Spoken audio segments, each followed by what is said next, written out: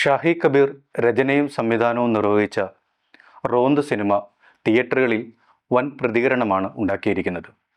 വളരെ നല്ല സിനിമ എന്നുള്ള പ്രേക്ഷക ശ്രദ്ധ നേടിയ സിനിമ നിറഞ്ഞ സദസ്സിലാണ് കേരളത്തിലെ തിയേറ്ററുകളിൽ ഇപ്പോൾ ഓടിക്കൊണ്ടിരിക്കുന്നത്.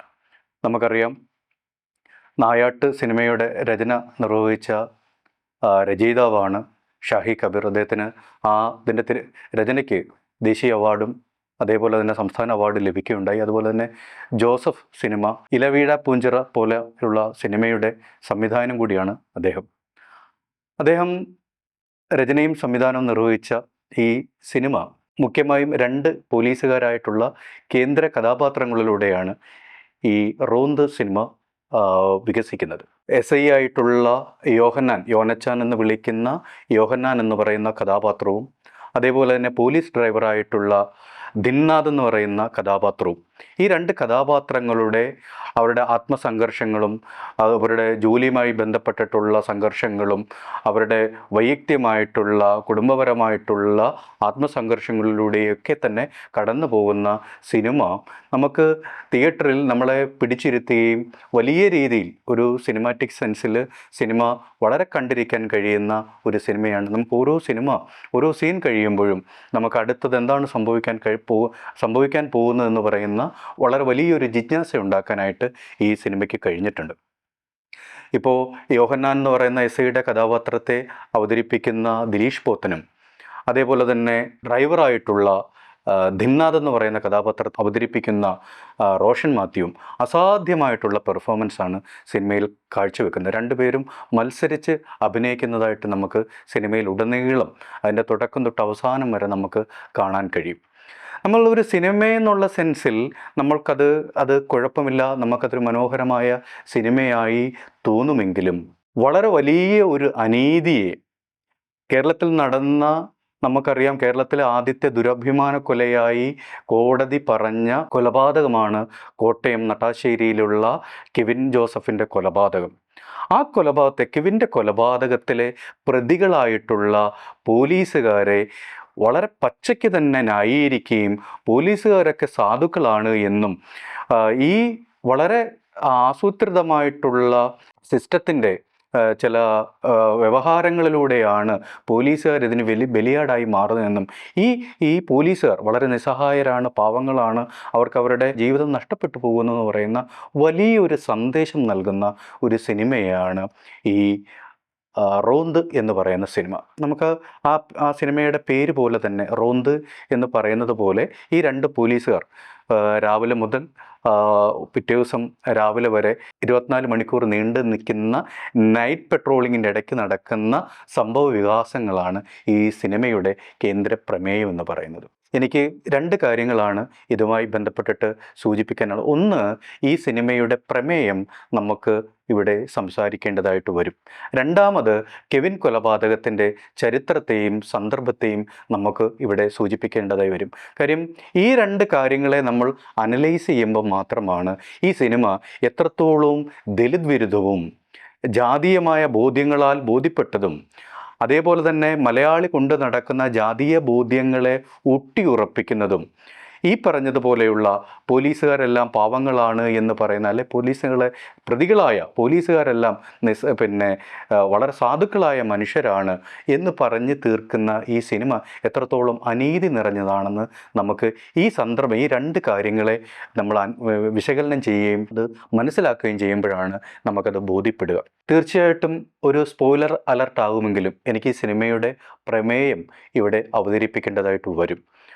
സിനിമ കാണാത്ത നിരവധി സുഹൃത്തുക്കൾക്കുണ്ട്. തീർച്ചയായിട്ടും ഞാൻ ഈ സിനിമയുടെ കഥ പറയുന്നതോടുകൂടി നിങ്ങൾക്ക് അതിൻ്റെ ഒരു സസ്പെൻസ് പോകും. പക്ഷേ ഒരു വലിയ അനീതിയെ അത് അനീതിയല്ലെന്ന് സ്ഥാപിച്ചെടുക്കാനായിട്ട് വളരെ ബോധപൂർവമായിട്ടുള്ള ശ്രമങ്ങൾ നടത്തുമ്പോൾ തീർച്ചയായിട്ടും നമുക്കതിൻ്റെ പ്രമേയത്തെ നമുക്ക് വിശകലനം ചെയ്യേണ്ടത് വരും. സിനിമയുടെ പ്രമേയത്തിലേക്ക് നമുക്ക് കടക്കുന്നതിന് മുമ്പ് നമുക്ക് കെവിൻ്റെ കൊലപാതകവും അതിൻ്റെ ഒരു പരിസരവും അതിൻ്റെ ഒരു സന്ദർഭവും നമുക്ക് ബോധ്യപ്പെട്ടാൽ മാത്രമാണ് ഈ റോന്ത് സിനിമയുടെ ഒരു പ്രമേയത്തിലേക്ക് നമുക്ക് കടക്കാൻ കഴിയും. അതല്ല എങ്കിൽ അത് മറ്റൊരു തരത്തിൽ പറഞ്ഞാൽ ഈ കെവിൻ്റെ കൊലപാതകത്തിൻ്റെ ഒരു സന്ദർഭത്തെ നമുക്ക് മനസ്സിലാക്കുന്ന ഘട്ടത്തിലാണ് ഇതേ സന്ദർഭങ്ങളും അനുഭവങ്ങളും സാഹചര്യങ്ങളും തന്നെയാണല്ലോ ഈ റോന്ത് സിനിമയ്ക്കകത്തുള്ളത്. പക്ഷേ ആ റോന്ത് സിനിമയ്ക്കകത്ത് ഒരിടത്ത് പോലും കെവിൻ്റെ പേരോ അല്ലെങ്കിൽ കെവിനുമായിട്ട് പ്രത്യക്ഷമായിട്ടോ പരോക്ഷമായിട്ടോ ഒരു സൂചനകളുമില്ല. പക്ഷേ സന്ദർഭങ്ങൾ, സാഹചര്യങ്ങൾ, കഥാപാത്രങ്ങൾ മുഴുവൻ ഈ കെവിൻ്റെ കൊലപാതകങ്ങളുമായിട്ട് ബന്ധപ്പെട്ടിട്ടാണ് ആ സിനിമ പോകുന്നത്. നമുക്കറിയാം 2018 നമ്മളെയൊക്കെ വലിയ രീതിയിൽ സംഘർഷത്തിലാക്കുകയും നമ്മളെയൊക്കെ ഒരുപാട് വേദനിപ്പിക്കുകയും ചെയ്ത ഒരു കൊലപാതകമാണ് കോട്ടയം നട്ടാശ്ശേരിയിലെ കെവിൻ ജോസഫിൻ്റെ കൊലപാതകം എന്ന് പറയുന്നത്. 2018 മെയ് 28 കെവിൻ്റെ കൊലപാതകം നടക്കുന്നത്. കെവിൻ്റെ കൊലപാതകത്തിലേക്ക് നയിച്ചൊരു കാര്യം എന്ന് പറഞ്ഞാൽ, കെവിൻ തെന്മലയിലുള്ള ചാക്കോ എന്ന് പറയുന്ന സവർണ ക്രിസ്ത്യനായിട്ടുള്ള ചാക്കോയുടെയും രഹനയുടെയും മകളായിട്ടുള്ള നീനുവിനെ പ്രണയിക്കുകയും അവർ ഒന്നിച്ച് ജീവിക്കാൻ തീരുമാനിക്കുകയും അവർ മെയ് 24 വിവാഹം ചെയ്യാനായിട്ട്, രജിസ്റ്റർ ചെയ്യാനായിട്ട് തീരുമാനിക്കുകയും അത് അവരുടെ കുടുംബങ്ങളെ അറിയിക്കുകയും ചെയ്യുന്നു. തീർച്ചയായിട്ടും കെവിൻ എന്ന് പറയുന്നത് ദലിത് കമ്മ്യൂണിറ്റിയിലുള്ള കൺവെർട്ട് ചെയ്തിട്ടുള്ള ഒരു ക്രൈസ്തവനായിട്ടുള്ള ഒരു യുവാവാണ്. 24 വയസ്സ് മാത്രമുള്ള ഒരു യുവാവാണ് കെവിൻ. കെവിനെ ഒരിക്കലും അംഗീകരിക്കാനായിട്ട് നീനുവിൻ്റെ കുടുംബങ്ങളോ അല്ലെങ്കിൽ അവരുടെ മറ്റ് ബന്ധുക്കളോ തയ്യാറല്ലായിരുന്നു. സ്വാഭാവികമായിട്ടും ഈ കെവിൻ്റെയും നീനുവിൻ്റെയും വിവാഹം അറിഞ്ഞ് അവർ സ്റ്റേഷനിലേക്ക് വരുന്നു. അവിടെ വെച്ച് ഒത്തുതീർപ്പ് കൊണ്ടാകാൻ ശ്രമിക്കുന്നെങ്കിലും കെവിൻ്റെ വീട്ടുകാരോട്ട് ഒരു തരത്തിലും യോജിക്കാനോ അല്ലെങ്കിൽ നീനുവിനെ വിവാഹം ചെയ്ത് നൽകാനോ അവരുടെ വീട്ടുകാർ ഒരിക്കലും തയ്യാറാകുന്നതിനെ തുടർന്ന് അവർ അവിടുന്ന് തെറ്റിപ്പിരിഞ്ഞു പോവുകയും നീനു കെവിനെ വിവാഹം കഴിച്ച് കെവിൻ്റെ വീട്ടിലേക്ക് പോവുകയുമാണ് ചെയ്തത്. ഈ 24-ാം തീയതി സംഭവത്തിന് ശേഷമാണ് കെവിൻ വളരെ സാധാരണക്കാരനാണ്, സാധാരണ തൊഴിലെടുത്ത് ജീവിക്കുന്ന ഒരു യുവാവാണ്. കെവിൻ തൻ്റെ സുഹൃത്തായിട്ടുള്ള അനീഷിൻ്റെ വീട്ടിൽ കഴിയുന്ന ഘട്ടത്തിൽ നീനുവിൻ്റെ സഹോദരനായിട്ടുള്ള ഷാനു ചാക്കോയും കുറേയധികം ഗുണ്ടകളും ചേർന്ന് അതിക്രമിച്ച് ആ വീട്ടിൽ കയറുകയും അനീഷിനെയും കെവിനെയും ആ വീട്ടിൽ നിന്ന് പിടിച്ചുകൊണ്ടുപോവുകയും ചെയ്യുന്നത്. 27-ാം തീയതി തന്നെ കെവിൻ്റെ കുടുംബക്കാർ കോട്ടയം ഗാന്ധിനഗർ പോലീസ് സ്റ്റേഷനിൽ പോയിട്ട് കെവിനെ കാണാനില്ല എന്നുള്ളൊരു പരാതി കൊടുക്കുന്നുണ്ട്. കെവിനെയും അനീഷിനെയും അവിടെ നിന്ന് ഈ നീനുവിൻ്റെ സഹോദരൻ ഷാനു ചാക്കോയും ഗുണ്ടകളും ചേർന്ന് തെന്മലയിൽ എത്തിക്കുകയും അവിടെ വെച്ച് അതിക്രൂരമായ രീതിയിൽ മർദ്ദിക്കുകയും ചെയ്യുകയും ഈ മർദ്ദനത്തെ തുടർന്ന് ഈ അനീഷിനെ ഉപേക്ഷിക്കുകയും അനീഷ് അവിടുന്ന് രക്ഷപ്പെട്ട് ഗാന്ധിനഗർ പോലീസ് സ്റ്റേഷനിൽ വന്ന് ഇങ്ങനെ കെവിനെ തട്ടിക്കൊണ്ട് പോയിരിക്കുകയാണെന്ന് പറയുകയും അങ്ങനെ 2ാമത്തെ പരാതി കൊടുക്കുകയും ചെയ്യുന്നുണ്ട്. അതിനുശേഷം കെവിനെ കാണാനില്ല എന്ന് പറഞ്ഞുകൊണ്ട് കെവിൻ്റെ ഭാര്യയായിട്ടുള്ള നീനുവും ഗാന്ധിനഗർ പോലീസ് സ്റ്റേഷനിലും വന്ന് പരാതി. അങ്ങനെ 3 പരാതികളാണ് ഗാന്ധിനഗർ പോലീസ് സ്റ്റേഷനിൽ അന്നേരം കിട്ടുന്നത്. പക്ഷേ ഒരു തരത്തിലും കാര്യക്ഷമമായ അന്വേഷണം നടത്താനോ പ്രതികളെ കണ്ടെത്താനോ ഉള്ള യാതൊരു നീക്കവും ഗാന്ധിനഗർ പോലീസുകാരായിട്ടുള്ള ആളുകൾ ശ്രമിച്ചിരുന്നില്ല. പ്രത്യേകിച്ച് അവിടുത്തെ SI ആയിട്ടുണ്ടായിരുന്ന ഷിബുവും ASI ആയിട്ടുണ്ടായിരുന്ന ബിജുവും ഒക്കെ ഈ കേസിനെ ഏതെങ്കിലും തരത്തിൽ അന്വേഷണാത്മകമായി കൊണ്ടുപോകാനോ പ്രതികളെ കണ്ടെത്താനോ യാതൊരു ശ്രമവും നടത്തിയിരുന്നില്ല. അതൊരു വലിയ അട്ടമരിയായിരുന്നു. ഇവരൊക്കെ ഈ പ്രതികൾക്കൊപ്പം ചേർന്ന് പൈസ വാങ്ങിക്കൊണ്ട് കെവിനെ കൊല്ലാനായിട്ട് വിട്ടുകൊടുക്കുകയായിരുന്നു എന്നുള്ളത് പിന്നീട് കോടതി തെളിയുക അന്വേഷണം വരികയൊക്കെ ചെയ്തൊരു കാര്യമാണ്. പിറ്റേ ദിവസം 28-ാം തീയതി നമ്മൾ കാണുന്നത് പുനലൂരിനടുത്തുള്ള ചാലിയക്കര എന്ന് പറയുന്ന ആ പുഴയിൽ കെവിൻ കൊല്ലപ്പെട്ട നിലയിൽ കാണപ്പെടുകയാണ് ചെയ്തത്. കെവിൻ്റെ ശരീരത്തിലാകമാനം മർദ്ദനമേറ്റ മുറിവുകളുണ്ടായിരുന്നു. കഴുത്തിൽ വളരെ ആഴത്തിലുള്ള മുറിവുണ്ടായിരുന്നു. കെവിൻ്റെ കൊലപാതകം നടന്നു തൊട്ട് അടുത്ത ദിവസമാണ് കെവിൻ്റെ മരണവുമായി ബന്ധപ്പെട്ടിട്ട് വളരെ വ്യാപകമായിട്ടുള്ള അന്വേഷണം നടക്കുന്നതിനെ തുടർന്നാണ് കണ്ണൂർ വെച്ചിട്ട് നീനുവിൻ്റെ അച്ഛനും ഈ ഷാനുവും പോലീസിന് കീഴടങ്ങുന്നത്. അന്ന് അവർ പറഞ്ഞൊരു വാദം എന്ന് പറഞ്ഞു കഴിഞ്ഞാൽ, ഞങ്ങൾ അനീഷിനെ അവിടെ വണ്ടിയിൽ നിന്ന് ഇറക്കി വിട്ടു, കെവിൻ വണ്ടിയിൽ നിന്നും രക്ഷപ്പെട്ടു, ഓടി, അങ്ങനെ പുഴയിലേക്ക് ചാടിയെന്നും പുഴയിലാണ് മുങ്ങി മരിച്ചതെന്ന് പറയുന്നൊരു വാദമാണ് ഈ പ്രതികൾ മുന്നോട്ട് വെച്ചത്. ഇതിനെ തുടർന്ന് വലിയ രീതിയിലുള്ള പ്രക്ഷോഭങ്ങളും വലിയ രീതിയിലുള്ള രാഷ്ട്രീയമായിട്ടുള്ള പ്രഷറും ഒക്കെ കേരളത്തിൽ വരികയും വലിയ രീതിയിലുള്ള അന്വേഷണം നടക്കുകയും കേസ് അന്വേഷിച്ച പുനലൂർ DYSP അസന്നിഗ്ധമായി പറഞ്ഞൊരു കാര്യം, അന്ന് രാത്രി ഈ കെവിനെ തട്ടിക്കൊണ്ട് പോകുന്ന ഘട്ടത്തിൽ പ്രതികളെ, ഷാനുവിനെയും ഈ ഗുണ്ടകളെ ഉൾപ്പെടെയുള്ള പ്രതികളെ പെട്രോളിംഗ് നടത്തിയിരുന്ന ASI ബിജുവും പോലീസിൻ്റെ ജീപ്പ് ഡ്രൈവറായിട്ടുള്ള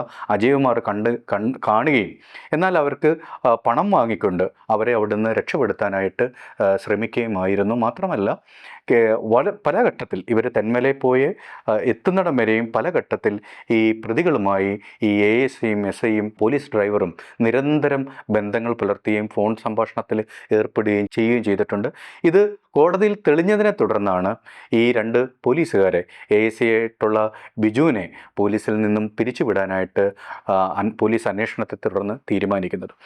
ഈ ഒരു സന്ദർഭത്തെ ഞാൻ പറഞ്ഞൊരു കാര്യം എന്ന് പറഞ്ഞാൽ, ജാതി കൊലപാതകവുമായിട്ട് ബന്ധപ്പെട്ടിട്ട് വന്നിട്ടുള്ള പ്രധാനപ്പെട്ട ഒരു കാര്യം എന്ന് പറഞ്ഞാൽ, നീനുവിൻ്റെ സഹോദരൻ ഗൾഫിൽ നിന്ന് നീനു പോയതറിഞ്ഞ് ഗൾഫിൽ നിന്നും നേരിട്ട് വരികയാണ് ആ സഹോദരിയെ കണ്ടെത്താനായിട്ട്. അദ്ദേഹം നേരിട്ട് ഫ്ലൈറ്റ് ഇറങ്ങി ഇവിടെ വരികയും ഗുണ്ടകളുമായിട്ട് ഗൂഢാലോചന നടത്തുകയും അതിനുശേഷമാണ് കെവിൻ്റെ വീട്ടിലേക്ക് പോകുന്നത്. ഒന്നാമത്തെ ഒരു സന്ദർഭം അതാണ്. രണ്ടാമതായിട്ട് ഈ പോലീസുകാരായിട്ടുള്ള ആളുകൾ വളരെ ആസൂത്രിതമായി ഈ പ്രതികളെ രക്ഷപ്പെടുത്താനായിട്ട് തീരുമാനിക്കുകയും അവരിൽ നിന്നും പണം വാങ്ങുകയും അവരെ രക്ഷപ്പെടുത്തുകയും ചെയ്യുന്ന ഒരു രീതിയാണ് ഇതിൻ്റെ അകത്ത് രണ്ടാമത്തൊരു കാര്യം. അപ്പോൾ ഇതിൻ്റെ അകത്ത് നീനുവിൻ്റെ കുടുംബക്കാരും അവരുടെ അച്ഛനും അമ്മയും സഹോദരനും ഉൾപ്പെടെയുള്ള കുടുംബക്കാരും പോലീസും വളരെ ആസൂത്രിതമായി ഒരു യുവാവിനെ തട്ടിക്കൊണ്ടു പോകാൻ കൂട്ടുനിൽക്കുകയും പിന്നീട് അത് കൊലപാതകത്തിലേക്ക് നടക്കുകയും ഇവർ പ്രതികളായി മാറുകയും ഇവർ കുറ്റക്കാരാണെന്ന് 2019 കോട്ടയം സെഷൻസ് കോടതി അസന്നിഗ്ധമായി ഇവർക്കെതിരെ തെളിവുകൾ നിരത്തിക്കൊണ്ട് ഇവർ പ്രതികളാണെന്ന് ഉത്തരവിറക്കുകയും അവർക്ക് ശിക്ഷ വിധിക്കുകയും ചെയ്തിട്ടുള്ള ഈ ജാതി കൊലപാതകത്തെ കേരളത്തെ നടുക്കിയ നമ്മുടെ പൗരബോധത്തെയും നമ്മുടെ മാനുഷിക മൂല്യങ്ങളെയും നമ്മുടെ എല്ലാ തരത്തിലെ സാമൂഹികമായിട്ട് ബന്ധപ്പെട്ടിട്ടുള്ള അവബോധങ്ങളെയൊക്കെ തന്നെ തകിടം മറിച്ച കെവിൻ്റെ കൊലപാതകത്തെ പ്രത്യക്ഷമായി തന്നെ ന്യായീകരിക്കുന്ന കഥാപ്രമേയമാണ് റോന്തിനകത്തുള്ളത്. ഇനി റോന്തിനകത്തേക്ക് വന്നു കഴിഞ്ഞാൽ നമ്മൾ സിനിമയുടെ തുടക്കത്തിൽ കാണുന്നതെന്ന് പറഞ്ഞാൽ അറക്കൽ കുടുംബത്തിലെ വലിയ അവിടുത്തെ സമ്പന്നരായ പണക്കാരായ സവർണരായിട്ടുള്ള ക്രിസ്ത്യാനിയായ ഈ അറക്കൽ കുടുംബത്തിലെ ജിൻസി എന്ന് പറയുന്ന ഈ പെൺകുട്ടിക്ക് ഒരു സഹോദരനുണ്ട്. എൻ്റെ ഓർമ്മ ശരിയാണെങ്കിൽ ഷിനു എന്നാണ്, സിമിലറായ ഒരു പേര് തന്നെയാണ് ആ സിനിമയ്ക്കകത്തുള്ള. ഷിനു എന്നും മറ്റുമാണ് പേരുള്ളത്. അദ്ദേഹം ഗൾഫിൽ നിന്ന് ഈ ജിൻസി ഒളിച്ചോടി പോയതറിഞ്ഞിട്ട് അദ്ദേഹം ഗൾഫിൽ നിന്ന് വരികയാണ്. ഈ പെൺകുട്ടിയെ നമ്മൾ സിനിമയുടെ തുടക്കത്തിൽ കാണുന്നത് ഈ പെൺകുട്ടിയെ ജിൻസി അന്വേഷിച്ചിട്ട് കുറേയധികം ഗുണ്ടകൾ അവിടുത്തെ നമുക്ക് ഒറ്റ നോട്ടത്തിൽ തന്നെ ഒരു ദലിത് ബാക്ക്ഗ്രൗണ്ടുള്ള ഒരു കുടുംബത്തിലേക്ക് വന്ന് ഭീഷണിപ്പെടുത്തി, അവർ അച്ഛനും അമ്മയെ ഭീഷണിപ്പെടുത്തുകയും അവനെ കൊല്ലുമെന്ന് പറയുന്ന ഭീഷണിപ്പെടുത്തുകയും ചെയ്യുന്നതോടുകൂടിയാണ് ആ സിനിമ ആരംഭിക്കുന്നത്. പിന്നീട് നമുക്കിവർ ദലിതർ തന്നെയാണ് എന്ന് നമുക്ക് പിന്നീട് ബോധ്യപ്പെടുന്നത് അറക്കൽ കുടുംബത്തിലെ ജിൻസി എന്ന് പറയുന്ന പെൺകുട്ടി റോഷൻ എന്ന് പറയുന്ന ഒരു യുവാവുമൊത്ത് ഒളിച്ചോടുകയും, അപ്പോൾ ഈ പെൺകുട്ടിയുടെ ഏറ്റവും അടുത്ത ഫ്രണ്ട് എന്ന് പറയുന്നത് തൊട്ടടുത്ത് കോളനിയിലുള്ള നവീൻ എന്ന് പറയുന്ന ഒരു ദലിത് യുവാവാണ്. അതിനകത്ത് വളരെ വ്യക്തമായി തന്നെ പൊതു ക്രിസ്ത്യാനി എന്ന് പറയുന്നുണ്ട്. അവരാണ് ഈ പെൺകുട്ടിയുടെ ഏറ്റവും അടുത്ത സുഹൃത്ത്. ഈ പെൺകുട്ടി തന്നെ പിന്നീട് പോലീസിന് പറയുന്നുണ്ട് നവീൻ എൻ്റെ ബെസ്റ്റിയാണെന്ന് പറയുന്നുണ്ട്. അപ്പം ഈ ജിൻസി എന്ന് പറയുന്ന കഥാപാത്രത്തെ ബൈക്കിൽ കയറ്റി കൊണ്ടുപോകുന്നത് ഈ നവീൻ എന്ന് പറയുന്ന ദലിത് ക്രിസ്ത്യനായിട്ടുള്ള ഈ നവീനാണ് ജിൻസിയെ ബൈക്കിൽ കയറ്റിക്കൊണ്ടു പോകുന്നത്. ഇതറിഞ്ഞിട്ടാണ് ഈ ജിൻസിയുടെ ബന്ധുക്കാർ ഗുണ്ടകളുമായിട്ട് ചേർന്ന് വന്നിട്ട് കോളനിയിൽ വന്ന്, പ്രത്യക്ഷത്തിൽ തന്നെ ഒരു ദലിത് പശ്ചാത്തലമുള്ള ഒരു കോളനിയിൽ വന്ന് നവീൻ്റെ അച്ഛനെ അമ്മയും ഭീഷണിപ്പെടുത്തുകയും അവനെ കൊല്ലുമെന്ന് ഭീഷണിപ്പെടുത്തി. നമ്മൾ ആ ഭീഷണി നടന്നുകൊണ്ടിരിക്കുന്ന സമയത്ത് തന്നെയാണ് പോലീസ് വരുന്നത്. പോലീസ് വരുന്ന സമയത്ത് അവർ അവിടെ നിന്ന് ഗുണ്ടകൾ ഓടി രക്ഷപ്പെടുന്നു.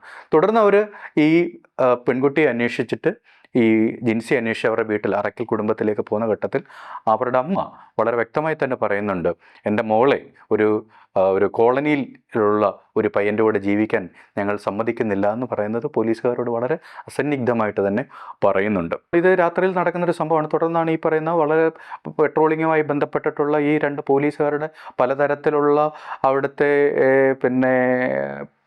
ഇഷ്യൂ, നാട്ടിൽ നടക്കുന്ന വ്യത്യസ്തങ്ങളായ ഇഷ്യൂ പോലീസുകാരെ വിളിച്ചറിയിക്കുന്നു. അവർ പലയിടത്തും അന്വേഷിച്ച് പോകുന്നു. രാത്രിയിൽ അവരത് പോകുന്നു, പലരെ രക്ഷപ്പെടുത്തുന്നു. ഇങ്ങനെ പല സന്ദർഭങ്ങൾ അതുമായി ബന്ധപ്പെട്ടിരുന്ന സിനിമയുമായി ബന്ധപ്പെട്ടിട്ടാണ് കൂടുതൽ അതുമായി ബന്ധപ്പെട്ടിട്ട് വിശദീകരിക്കുന്നില്ല. അവർ പോവുകയൊക്കെ ചെയ്യുന്നു. ഈ രാത്രിയിൽ പോകുന്ന ഘട്ടത്തിലാണ് ഈ പറയുന്ന ജിൻസിയുടെ സഹോദരനെയും മറ്റൊരു യുവാവിനെയും അവിടെ കാറിൽ വെച്ച് കാണുകയും ഇവർ തടഞ്ഞു നിർത്തുകയും, അപ്പോൾ നിങ്ങൾ എന്തിനാണ് വന്നതെന്ന് ചോദിക്കുമ്പോൾ ഞാൻ ഗൾഫിൽ നിന്ന് വന്നതേ ഉള്ളൂ, എൻ്റെ സുഹൃത്തിന് മദ്യക്കുപ്പി കൊടുക്കാൻ വന്നതാണെന്ന് പറയും. അവിടുന്ന് അവർക്ക് വഴി തെറ്റിപ്പോയതിന് അവരെ വേറൊരു കറക്റ്റ് വഴിയിലേക്ക് കൊണ്ടുവിടാനായിട്ട് പോലീസ് സഹായിക്കുകയും ചെയ്യുന്നുണ്ട്. അതിനുശേഷം പോലീസിൽ നിന്ന് തന്നെ DSP ജേക്കബ് എന്ന് പറയുന്നൊരു കഥാപാത്രമുണ്ട്. ആ ജേക്കബിൽ നിന്ന് തന്നെ നവീൻ അദ്ദേഹത്തിൻ്റെ സുഹൃത്തായിട്ടുള്ള അരുണിൻ്റെ വീട്ടിൽ ഉണ്ടെന്ന് ഈ പറയുന്ന ജിൻസിയുടെ സഹോദരനായിട്ടുള്ള ഷിനുവിനെ അറിയിക്കുന്നു. അവരും ഗുണ്ടകളുമായി ചേർന്ന് ഈ അരുണിൻ്റെ വീട്ടിൽ പോകുന്നു. അരുണിൻ്റെ വീട്ടിൽ പോയിട്ട് നവീനെ പിടികൂടുന്നു. അവിടുന്ന് ജിൻസിയുടെ സഹോദരനും സുഹൃത്തും ചേർന്ന് ഈ അരുൺ എന്ന് പറയുന്ന നവീൻ്റെ സുഹൃത്തിൻ്റെ വീട്ടിൽ പോകുന്നു. അവിടെ വീട് ആക്രമിച്ച് കയറി മുഴുവനും തകർത്ത് അവിടുന്ന് നവീനെയും അതേപോലെ തന്നെ അരുണിനെയും പിടിച്ച് ബലമായി മർദ്ദിച്ച് വണ്ടിയിൽ കയറ്റി അവിടുന്ന് അവർ കൊണ്ടുപോവുകയാണ് ചെയ്യുന്നത്. പോകുന്ന വഴിക്ക് അതിക്രൂരമായിട്ട് ഈ രണ്ട് യുവാക്കളെയും മർദ്ദിക്കുന്നുണ്ട്. ഇതിനിടയ്ക്ക് പോലീസ് പെൺകുട്ടി ജിൻസിയെയും റോഷൻ എന്ന് പറയുന്ന മോഡലിംഗ് ചെയ്യുന്ന അദ്ദേഹത്തിൻ്റെ ജിൻസിയുടെ കാമുകനായിട്ടുള്ള റോഷനെയും കണ്ടെത്തുന്നുണ്ട്. അവർ രണ്ടുപേരെയും പോലീസ് സ്റ്റേഷനിൽ കൊണ്ടുവരികയും അവിടുന്ന് ഈ സഹോദരനായിട്ടുള്ള ഇവിടെ വന്നു കഴിയുമ്പോഴത്തേക്കിനാണ് അവിടെ നവീൻ എന്ന് പറയുന്ന യുവാവിനെയും അദ്ദേഹത്തിൻ്റെ സുഹൃത്തിനെയും കാണാനില്ല എന്നുള്ള പരാതി പോലീസ് സ്റ്റേഷനിൽ വരുന്നത്. പോലീസുകാർ വളരെ പെട്ടെന്ന് ഈ പെൺകുട്ടിയോട് ചോദിക്കുന്ന സമയത്താണ് പറയുന്നത് നവീൻ എൻ്റെ ബെസ്റ്റിയാണ് എന്ന് പറയുന്നത്. ഇവിടെയാണ് നമ്മുടെ സിനിമയും യഥാർത്ഥ സംഭവമായിട്ടുള്ള ഒരു ചെറിയ വ്യത്യാസം. നമ്മൾ യഥാർത്ഥ സംഭവത്തിൽ കെവിൻ എന്ന് പറയുന്ന ദലിത് യുവാവിനെ നീനു എന്ന് പറയുന്ന പെൺകുട്ടി സ്നേഹിക്കുകയും അവരൊന്നിച്ച് ജീവിക്കാൻ തീരുമാനിക്കുമ്പോൾ ഇവിടെ റോഷൻ എന്ന് പറയുന്ന ഒരു രൂപത്തിലും അതിൻ്റെ പ്രമേയത്തിലും ഒരു സവർണനെന്ന് തോന്നുന്ന ഒരു റോഷൻ എന്ന് പറയുന്ന കഥാപാത്രത്തെയാണ് ജിൻസി പ്രേമിക്കുന്നത്, ഒളിച്ചോടി പോകുന്നത്. ഈ നവീൻ എന്ന് പറയുന്നത് ഇവിടെ ഈ കോളനിയിലുള്ള ഈ ദലിത് യുവാവ് ആ കുട്ടിയുടെ ബെസ്റ്റിയായിട്ട് മാത്രമാണ് നിൽക്കുന്നത്. അപ്പോൾ അങ്ങനെ ഇവരെ രണ്ടുപേരെയും കാണുന്നില്ല എന്ന് പറയുന്ന ഘട്ടത്തിൽ പോലീസുകാർ ഈ ജിൻസിയുടെ സഹോദരനെ വിളിക്കുന്നു. അപ്പം അവർ രണ്ടുപേരും കൂടെയുണ്ടെന്ന് പറയുന്നു. വളരെ പെട്ടെന്ന് കഥാസന്ദർഭം മാറുകയാണ്. ഈ തട്ടിക്കൊണ്ടുപോയ അരുണിനെ അവിടുന്ന് ഇറക്കി വിടുകയും നവീൻ എന്ന് പറയുന്ന കഥാപാത്രം പോലീസ് വണ്ടിയിൽ നിന്നും ഇറങ്ങി ഓടുകയാണ് ചെയ്യുന്ന സിനിമയിൽ. അങ്ങനെ ഇറങ്ങി ഓടുന്ന നവീൻ എവിടെയോ തട്ടി തലയടിച്ച് ഒരു കല്ലിൽ, പുഴയുടെ തീരത്തുള്ള ഒരു കല്ലിൽ വീഴുകയും അങ്ങനെ അവിടുന്ന് പിന്നീട് വേച്ച് അദ്ദേഹം പുഴയിലേക്ക് എടുത്ത് ചാടുകയാണ് ചെയ്യുന്നത്.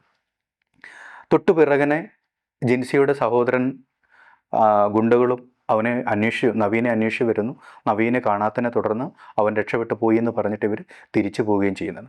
പിറ്റേ ദിവസം നമ്മൾ കാണുന്നത് ഈ നവീൻ എന്ന് പറയുന്ന കഥാപാത്രം, നവീൻ എന്ന് പറയുന്ന ദലിത് യുവാവ് അവിടെ മരിച്ചു കിടക്കുന്നതായിട്ടാണ്. ഈ സിനിമയുടെ തുടക്കം തൊട്ട് തന്നെ അതിനകത്ത് DYSP എന്ന് പറയുന്നൊരു കഥാപാത്രമുണ്ട്. ഈ DYSP എന്ന് പറയുന്നത് ഈ ജിൻസി എന്ന് പറയുന്ന കുടുംബത്തിൻ്റെ വളരെ വേണ്ടപ്പെട്ട സുഹൃത്താണ്. അദ്ദേഹം തുടക്കം തൊട്ട് തന്നെ അവരെ രക്ഷപ്പെടുത്താനും ഈ നവീനും അരുണും എവിടെയാണ് ഇരിക്കുന്നുള്ള ഇൻഫർമേഷൻ പാസ് ചെയ്യുകയും ഇവരെ രക്ഷപ്പെടുത്താനായിട്ടുള്ള എല്ലാ ശ്രമങ്ങളും നടത്തുന്നുണ്ട്. അപ്പോൾ ഈ നവീൻ്റെ കൊലപാതകം, ഈ നവീൻ്റെ മരണം നടക്കുന്നതോടുകൂടി തന്നെ ഈ മരണത്തിൻ്റെ ഉത്തരവാദിത്തം SI ആയിട്ടുള്ള യോഹന്നാനും പോലീസ് ഡ്രൈവറായിട്ടുള്ള ദിന്നാദിലേക്കും വെച്ച് കെട്ടി മറ്റു പ്രതികളെ രക്ഷിക്കാനായിട്ടുള്ള ശ്രമങ്ങളാണ് നടത്തുന്നത്.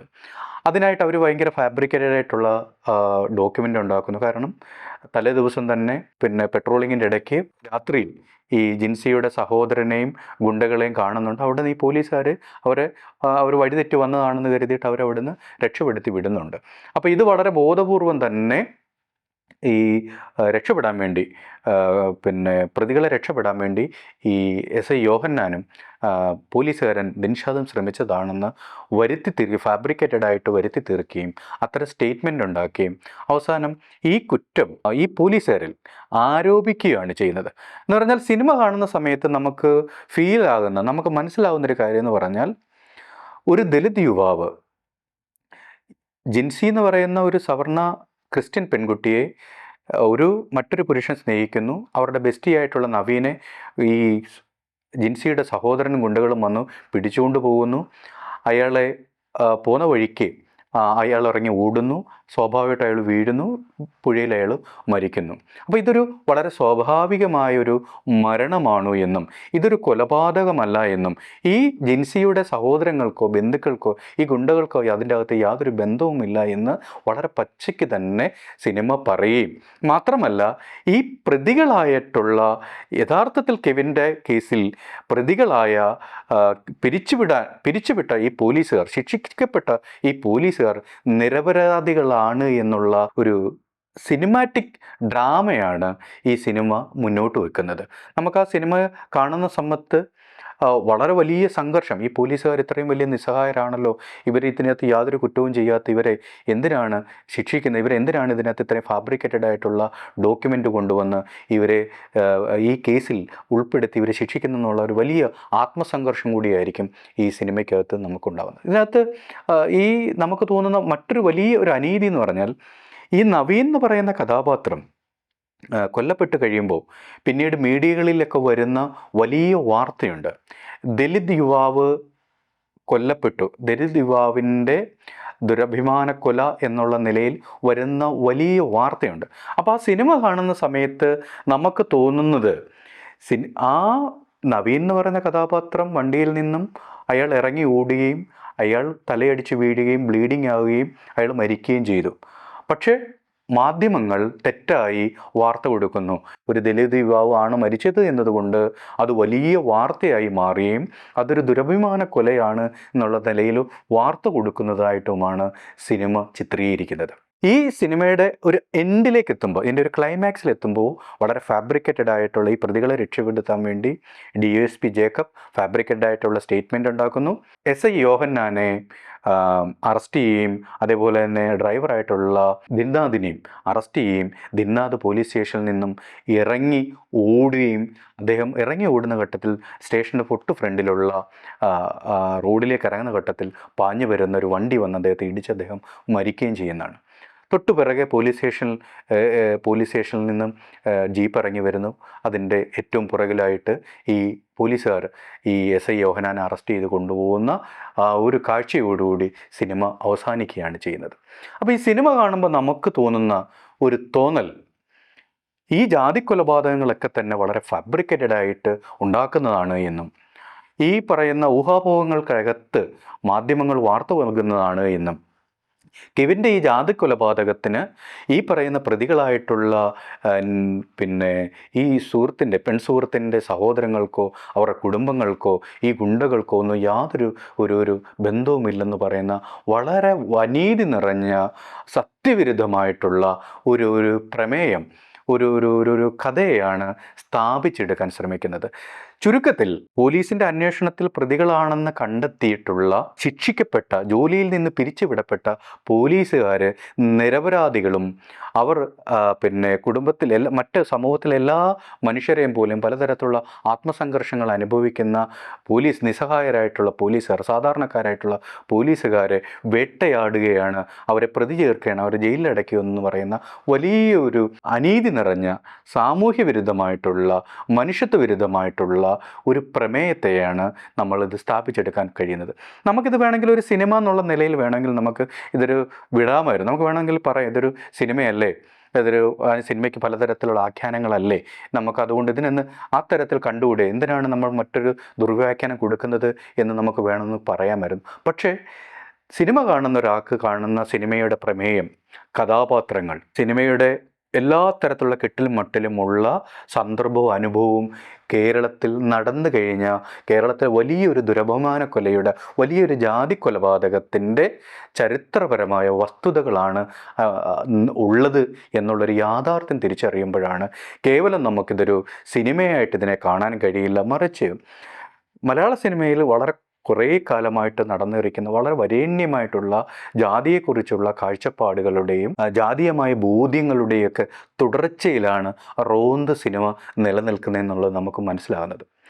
ഇതിൻ്റെ അകത്ത് മറ്റ് നമുക്ക് സൂക്ഷ്മമായിട്ട് നമ്മൾ മനസ്സിലാക്കേണ്ട ഒരു കാര്യം എന്ന് പറഞ്ഞാൽ, ഈ സിനിമയ്ക്ക് ഇതിൻ്റെ ഏറ്റവും പ്രധാനപ്പെട്ട സിനിമയുടെ പ്രമേയങ്ങൾ എന്ന് പറയുന്നത്, ഇതിനകത്ത് മരിക്കുന്ന നവീൻ, കോളനിയിൽ ജീവിക്കുന്ന ദലിത് ക്രിസ്ത്യനായിട്ടുള്ള ഈ നവീൻ എന്ന് പറയുന്ന കഥാപാത്രത്തിൻ്റെ മരണമാണ് ഈ സിനിമയുടെ ഏറ്റവും മുഖ്യമായിട്ടുള്ളൊരു കേന്ദ്രമായിട്ടുള്ള പ്രമേയം.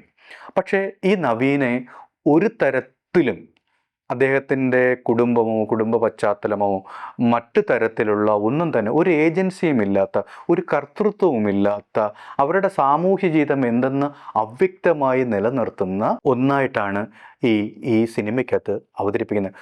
ഏതോ ഒരു ദലിത് പയ്യൻ എന്തോ കാരണങ്ങൾ കൊണ്ടുവന്ന് ഒരു പയ്യനെ വെറുതെ മരിച്ചു പോകുന്നതായിട്ടാണ് സിനിമയ്ക്കകത്ത് അവതരിപ്പിക്കുന്നത്. അങ്ങനെയാണോ കേരളത്തിൽ നടക്കുന്ന കൊലപാതകങ്ങൾ, ദലിതർക്കെതിരെ നടക്കുന്ന അക്രമങ്ങൾ, അട്രോസിറ്റീസ്, ജാതി കൊലപാതകങ്ങൾ അങ്ങനെ വെറുതെ നടക്കുന്ന ഒന്നാണോ?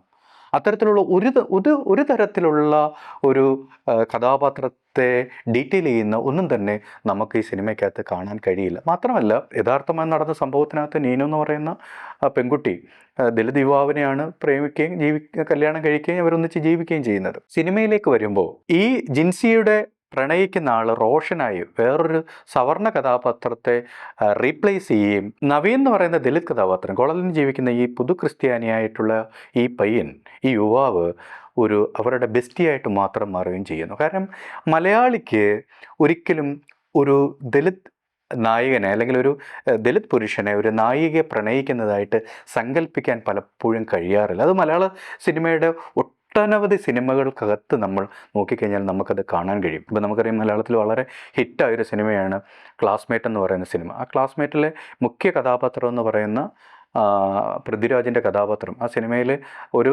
ഘട്ടത്തിൽ ആ സിനിമയിൽ പറയുന്നുണ്ട്, അവരുടെ പൃഥ്വിരാജിൻ്റെ അമ്മ സുകുമാരി പറയുന്നുണ്ട്, ഞാൻ തുണി അലക്കി കൊണ്ടുവന്ന, വീടുകൾ തോറും കയറി തുണി അലക്കി കൊണ്ടുവന്ന, ഞാനും എൻ്റെ പെൺമക്കളും കൊണ്ടുവന്ന പൈസ കൊണ്ടാണ് അവൻ പഠിപ്പിച്ചത്, എന്നിട്ട് അവൻ പഠിച്ചില്ല എന്ന് പറയുന്നുണ്ട്. നമുക്കറിയാം, തുണി അലക്കുന്ന കമ്മ്യൂണിറ്റി മണ്ണാൻ കമ്മ്യൂണിറ്റിയാണ് കേരളത്തിൽ. അവർ എസ് പെടുന്ന ദലിതരായിട്ടുള്ളൊരു കമ്മ്യൂണിറ്റിയാണ്. പക്ഷേ ഒരിക്കലും അതിൻ്റെ കാസ്റ്റ് ലൊക്കേഷൻ അവർ പറയാറില്ല.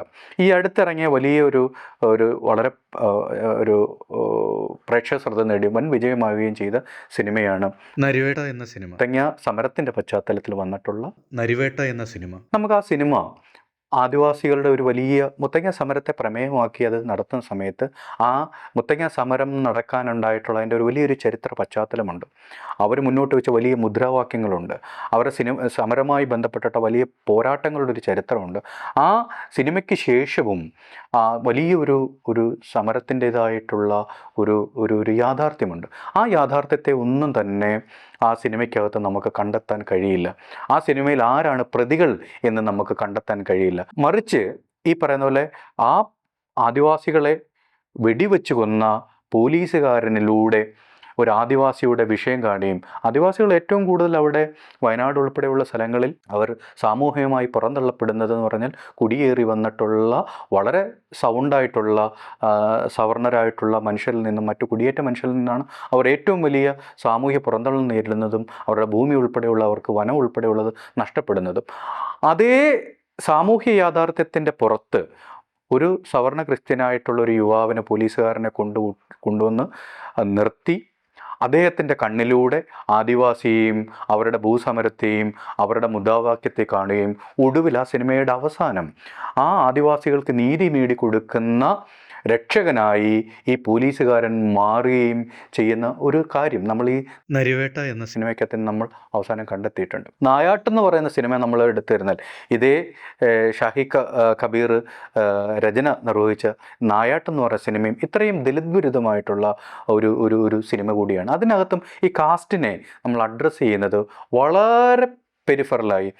ആ സിനിമ നോക്കിക്കഴിഞ്ഞാൽ അതിൻ്റെ അകത്ത് പ്രതികളും വാദികളും വിക്ടിംസും എല്ലാം ദലിതരാണ്. അങ്ങനെയാണ് സിനിമ. വേറെ ആ സിനിമയ്ക്കകത്ത് അവിടെ നിൽക്കുന്ന സാമൂഹിക സാഹചര്യങ്ങളോ അവിടുത്തെ നിൽക്കുന്ന ജാതിക്രമങ്ങളോ സാമൂഹ്യ ധാർമ്മികതയോ സ്റ്റേറ്റോ പോലീസോ ഒന്നും അവിടെ ഒരു മുഖ്യ വിഷയമായി വരാതിരിക്കുകയും അവിടെ പ്രശ്നക്കാരനും അവിടെ വിഷയവും ഒക്കെ തന്നെ ഈ ദലിതരായിട്ട് പാതിയും പ്രതികളൊക്കെ തന്നെ ദലിതരായി മാറുന്നതും നായാട്ടിനകത്ത് കാണാൻ കഴിയുന്നുണ്ട്. ഈ അടുത്ത കാലത്തായിട്ട് വളരെ വലിയ ഹിറ്റാവുകയും വലിയ പ്രേക്ഷക ശ്രദ്ധ നേടുകയും ചെയ്ത മറ്റൊരു സിനിമയാണ് തുടരും എന്ന് പറയുന്നത്.